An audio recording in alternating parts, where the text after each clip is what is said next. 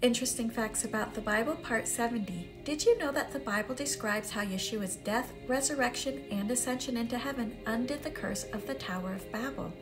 If you watch my Interesting Facts part 63, you'll see that at the tower was when man rebelled against God after the flood and started to worship fallen angels, the Bnei Elohim.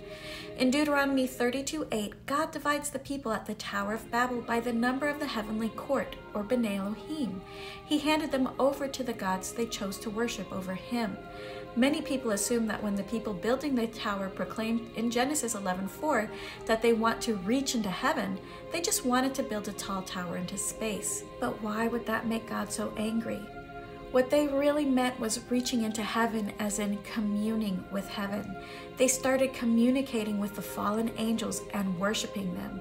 So God divided their language by their families and the Bnei Elohim that they were worshiping, thus the beginning of all religions.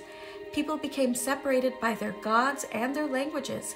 If you look at the Sumerian culture, they were divided into small kingdoms called city-states. They had towers called ziggurats, a type of pyramid where the king would go up to commune with their god that came down from the stars. In fact, Mesopotamians were the first known to build pyramids at all. The Egyptians, Chinese, Aztecs, Incas, and many other cultures used pyramids as part of their religion to interact with their gods. Of course, then it makes sense that God was not happy with what they were doing at the Tower of Babel.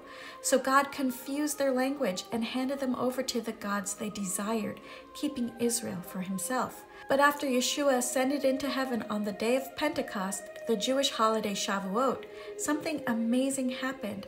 The language barrier created by worshiping false gods was removed. Everyone could understand the words of the disciples regardless of their language. People were no longer divided by race and fallen angels anymore. Yeshua had reclaimed all authority from them, and so Galatians 3:28 says, "There is neither Jew nor Greek, there is neither slave nor free, there is neither male nor female, for you are all one in Messiah Yeshua." This is how it went from the Jew first and then the Gentiles. All who follow Messiah are grafted into Israel, and we are all one people in him.